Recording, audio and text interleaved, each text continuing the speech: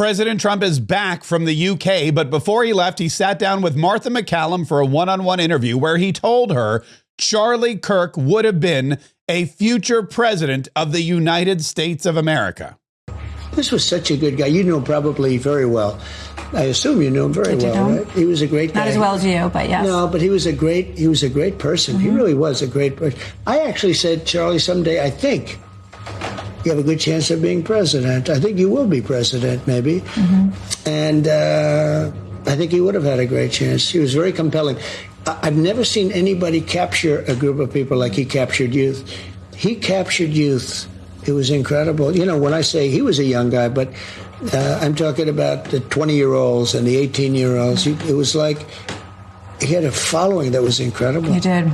And that following continues. The Senate yesterday, under the resolution of Rick Scott, the senator from Florida, voted unanimously to honor Charlie Kirk on his 32nd birthday, which would have been October 14th, 2025. It'll be a national day of remembrance for Charlie Kirk. Also this Sunday, President Donald Trump, Vice President J.D. Vance, a slew of other cabinet members, including Marco Rubio and RFK Jr. and Secretary of War Pete Hegseth, they will all be honoring Charlie Kirk along with his wife Erica Kirk at a ceremony in Phoenix, Arizona at State Farm Arena. Now, the Charlie Kirk news regarding the FCC and the cancellation of the Jimmy Kimmel Show continues. President Donald Trump, you may remember, celebrated ABC pulling the plug on Jimmy Kimmel after pressure from its syndicators, Sinclair and Nexstar, two very large ABC syndicators, said, we're not going to air the Jimmy Kimmel Show until he apologizes for the remarks he made about Charlie Kirk. Well, Brendan Carr, the FCC chair, was on the news yesterday saying, look, this had nothing to do with the FCC. It had nothing to do with the government or freedom of speech. It was a business decision. Look, I think, President Trump has fundamentally changed the direction of this country. And one of the ways that he's done that is he's run directly at these legacy mainstream broadcasters, and he's smashed the facade that they get to control what we get to say and what we get to think. And the key point here is that these were local TV stations licensed by the FCC that have a public interest obligation to serve their local community. They pushed back on Disney and said, we don't think that this type of programming is responsive to the needs of our viewers in Utah, in Pennsylvania. And that's exactly the way the system is supposed to work from the get-go. But we haven't seen it in a very long time. We've been clear. We're reinvigorating the public interest. I think this is an important step in the right direction. What we're starting to see now is we're starting to see broadcast companies answer once again to the American broadcast consumer instead of just running whatever programming they want and getting funded by USAID, for example, or by the Joe Biden administration, or by grants from National Public Broadcasting or the Corporation for Public Broadcasting. What President Donald Trump has actually done is not instilled this sense of danger from the United States government. What he has done is he's removed government control from public broadcasting. He's removed the funding from things like NPR and PBS. And when you remove the government control and you let things, you leave things up to the people will make the decisions. It's called, capitalism. I think there's a much bigger shakeup that's underway right now. I think people, again, try to focus narrowly on the specifics here. But if you just back up, I think ever since President Trump won the election, it's created a permission structure for markets, including the media market, to rationalize. And again, if you look at the ratings for late night television, they've been in an absolute nosedive for years. But for some reason, these companies felt like they had to continue to subsidize it. And I think that's ending. And again, I think your viewers get this, but think about the business side of this. You have the national programmers, Disney, that create this content, and then you've got individualized licensed TV stations all across the country.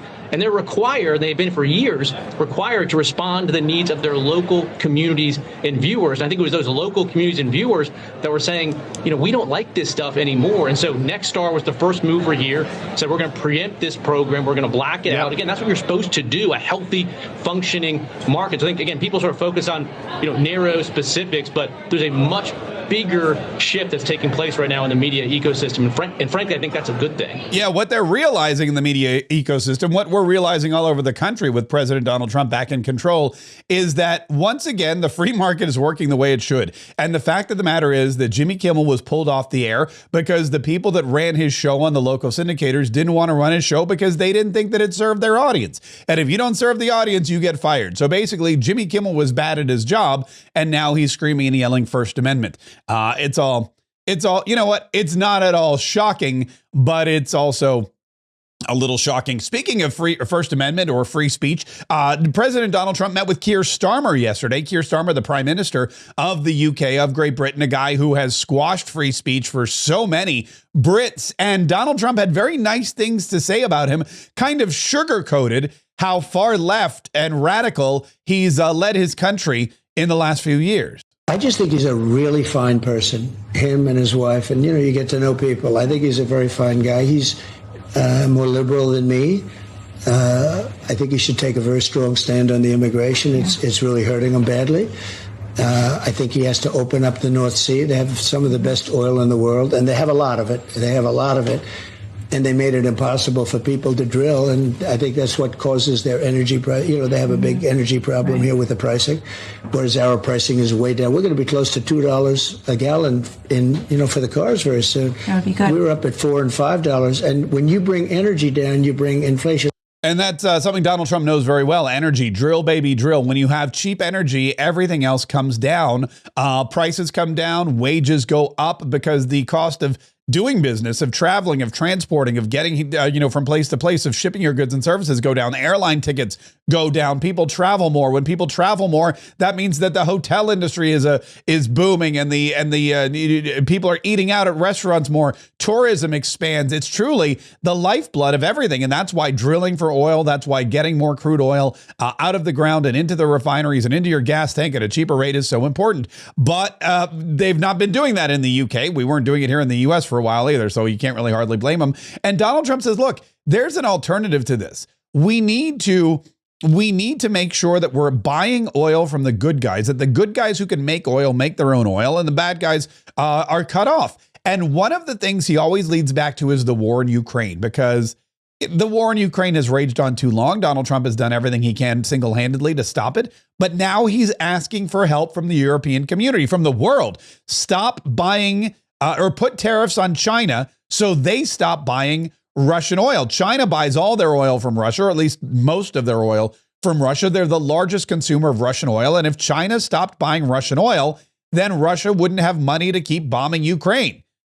China, however, doesn't have to stop buying Russian oil because nobody's tariffing them. And Donald Trump says that's got to stop. Well, if they did sanctions as an example, or tariffs, or whatever you want to call it, if they did that on China, I think the war would maybe end, because China is by far the biggest purchaser of oil from Russia. And I think they have other powers over Russia, too. I'm speaking with President Xi, as you know, on Friday, having to do with TikTok and also trade. And we're very close to deals on all of it. And my relationship with China is very good. We have a trade deal with them. We had a very good meeting the other day. And it sounds like they've approved TikTok. And TikTok is a tremendous amount of money for the United States. So that was nice.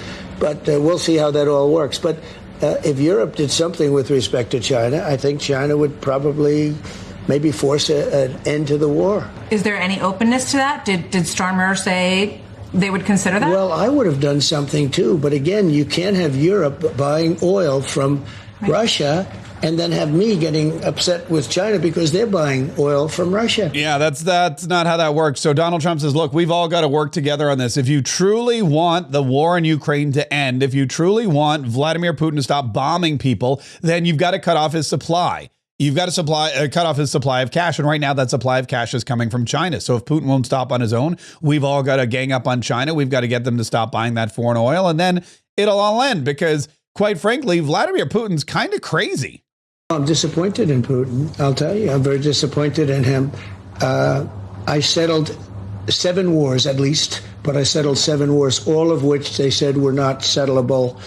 And I got them done. And, the ones I'm not going to bore you going over a long list, but they were wars that were very tough to settle. Yeah. Even the Congo in Africa, Rwanda. going on for many, many years. Almost 10 million people killed, settled, got them all done. And the one I thought was going to be easiest was going to be Russia, Ukraine, because of my relationship with President Putin. So I'm disappointed. If you listen to some people, the ones like in Poland were shot down and they fell into Polish territory, but they shouldn't have been that close anyway. They were drones. And do you think it was a mistake? The Polish prime minister said it was not a mistake, that they were intentionally into Polish territory. I can't comment on whether it was a mistake or not. They shouldn't have been there, let's face it. But yeah, that's President Donald Trump saying, look, I'm not going to bore you with all of my successes, but let me just tell you about all my successes. I'm not going to talk about whether or not they should be there, but Vladimir Putin's got to end this war. And there's no real geopolitical reason anymore for him to continue, other than the fact that maybe he's a little wackadoodle. Maybe he's a little sick in the head. And Donald Trump knows there's a lot of people who are sick in the head, like, for example, the lunatics on the left. And I see people saying things, they're crazy. These people are crazed lunatics, even the way they'll answer. It's like you'll see them and the things they say are really bad, but they look crazy. They're almost crazed. Maybe they're drugged out. Maybe there's some other problem. But the kind of things you hear, actually you probably don't put most of them on, but the kind of things you hear are so unbelievable. You wouldn't think, you're a very regular person. I am too. I'm a regular person. Who would make the statements that they make? Did you see the guy the other day run through all the flowers that put down in loving memory of Charlie? This maniac runs through the flowers, kicking them all down and stepping and stomping on them. Unfortunately, somebody grabbed him and gave him a rap. But the guy looks like a normal guy. And who would do that? I mean, who would do it? Yeah, crazed lunatics would do it, and Antifa. And oh, by the way, Antifa, now a terrorist organization, now that it has been deemed a terrorist organization by President Donald Trump, and that means that Antifa is under the microscope. And once you've deemed something a terrorist organization, and this is why this was so important. A lot of people said it should have been done 5 years ago. It's been done now. But President Donald Trump labeling Antifa a terrorist organization, he can now use the Department of Homeland Security, the military, the Department of Justice. It unlocks so many new tools to investigate, because when you're fighting crazy lunatics on the streets of Portland or New York, or in this case, Phoenix, Arizona, that's one thing. But when you're fighting a terrorist organization, you have the entire weight and power of the federal government behind you. And that's one of the reasons why it's so important that Donald Trump was able to do that. And he said, look, we've got a lot more stuff going. We're going to do a big thing with respect to Antifa. It's a sick group. I mean, very, very sick group. We have a lot of things. They love burning the American flag. I think it's terrible that they burn the American flag. We're going in and we're saying it incites riots, and therefore you go to jail for 1 year if you burn the American flag. That's different than Antifa, but Antifa burns a lot of American flags. Because, as you know, the free speech got us on the American flag. The courts have ruled free speech. So we're going to go on an incitement of riots. I saw it the other day. I saw it the other day on your show. They have an American flag, and a guy starts burning it. And the people went crazy about it, and they ended up rioting all over the place. So we think that's a reason also. And we're going into the courts with that, which is incitement. Antifa causes tremendous incitement, and the things they say and the things they do are horrible. So we're going to find out. We're going to find out everything about them. We're going to find out where the money's coming from. In fact, that's one of the questions Martha McCallum asked. Said, look, this requires a lot of money, the gas masks and the bricks and everything else, the buses of these people going all over. Somebody's organizing them. They've got clubhouses. They've got to pay rent for those things. Who is behind it all? Agitators. Who are they? Well, and where's the money coming from? Is it foreign entities? Yeah, you're going to find out, and we're going to find out in great detail. And it surprised me that Biden wouldn't have done it, because it really became hot over the last 3-4 years. It surprised me that Biden wouldn't do it. But then as I got to know him, first of all, he didn't call the shots. He wasn't calling the shots. But as we got to see what was happening in Biden's group, Antifa plays perfectly for them, absolutely perfectly. But it's a terrorist organization, in my opinion, and we're going to find out. All those questions are going to be answered. Yeah, who is behind it all? Who's paying for the signs, for example? Donald Trump always says that you got to follow the signs. They have signs, and they're all professionally made. Real protesters make them in their basement. And they're all the same. So who's behind it? Do you have a gut feeling? You hear Soros. I don't know. We're going to find out if he's behind it. But it's incitement to riot. That's a criminal act. And people are dying because of it. So it's really, it's death. So we're gonna find out, and it should have been done a long time ago. By the way, if you haven't yet figured out how Donald Trump works, he'll say something he knows is true, but he'll say it in a way that he's just beginning the investigation, and then within like 24 hours, the hammer will come down. So when he goes, I don't know, you hear Soros, we'll investigate that. We'll take a look at it. Anytime Donald Trump says we'll take a look at something, it means he's already taken a look at it. He's already got a plan of action, and he's going to come down. He's going to come out swinging. Donald Trump's sick and tired of Antifa. He's sick and tired of people disparaging the Republican Party, attacking Republicans, the American flag, the American way of life, and of course, assassinating his friends and fellow countrymen who he believed at one point in the future may become the next president of the United States, or in Charlie Kirk's case, may have become the next president of the United States of America. It's Friday, but we've got a lot more to cover before the weekend.